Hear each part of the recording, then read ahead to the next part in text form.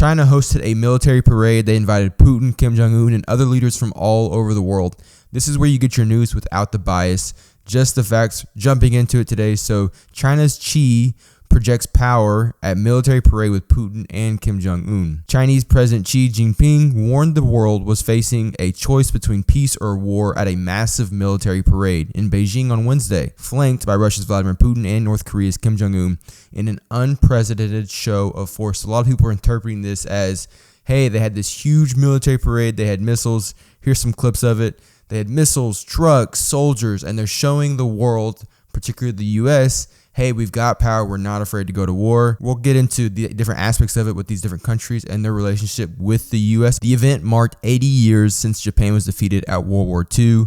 Here is Jinping, Kim Jong Un, and Putin meeting with Chinese World War II veterans. Behind them are a list of other leaders. There's the president of Indonesia, the president of Uzbek, the president of Zimbabwe is here.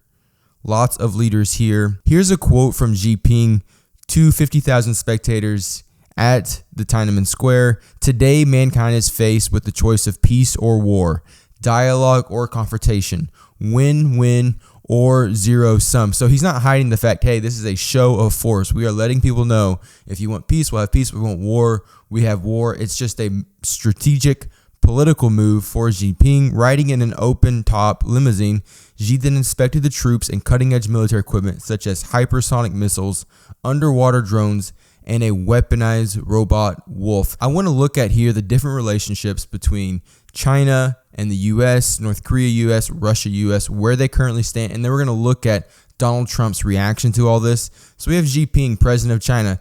They really want Taiwan. So Taiwan borders China. China claims that Taiwan's already part of China. So what they've been doing recently is they've been building up military force alongside of Taiwan's border as a threat or a promise that they're going to take over Taiwan indefinitely. Taiwan is saying we want our independence. We don't want to be a part of China. The U.S. has a relationship with Taiwan because of chip manufacturing and other things that we rely on them of exported goods. Kim Jong Un, leader of North Korea, of course, has a tense relationship with their neighbors in South Korea. In fact, 2 weeks ago, the South Korean president met with President Trump and requested that he has some intervention talks with North Korean President Kim Jong Un. As you know, Trump did have meetings with Kim Jong Un back in his first term. They were going to come to a nuclear seizing deal where North Korea was going to lay down all of its nuclear weapons. It was not completed. It didn't finish. Since then, the relationship has been kind of tense, hasn't been as friendly as it used to be. So we'll see where that goes. We have President Putin in charge of Russia. He recently met with President Trump to try to come up with a deal to end the Ukrainian war. There hasn't been a deal yet.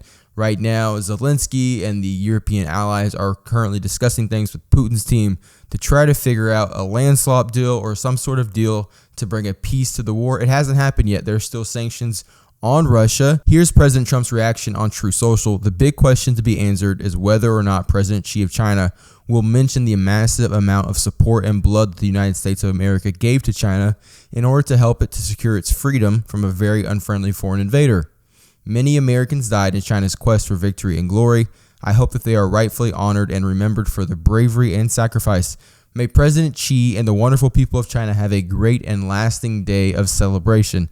Please give my warmest regards to Vladimir Putin and Kim Jong Un as you conspire against the United States of America, President Donald J. Trump. So Trump's relationship with China has been very estranged this term because of the tariffs. He's put high tariffs on China, and they put reciprocal tariffs back on him, and there's been like a tariff war going on. Recently, Trump threatened another 200% tariff on Chinese goods. What do you think about it? Do you think there should be tariffs? What do you think is going to happen after this military parade? Will there actually be force after this show of force? I want to know your opinion. Put it in the comments. Don't forget to like, subscribe, share with a friend. I'll see you next time.